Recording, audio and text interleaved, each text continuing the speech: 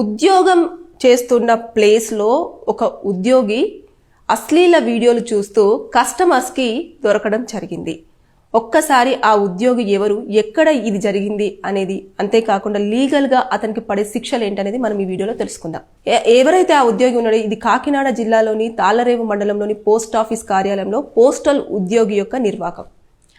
ఆయన server down ఉంది, system సరిగ్గా వర్క్ చేయట్లేదు అని చెప్పేసి ఎవరైతే పోస్ట్ ఆఫీస్కి వచ్చినారో ఆ యొక్క కస్టమర్స్ అందరినీ కూడా క్యూ లైన్లో వెయిట్ చేపిస్తూ ఉండడం జరిగింది.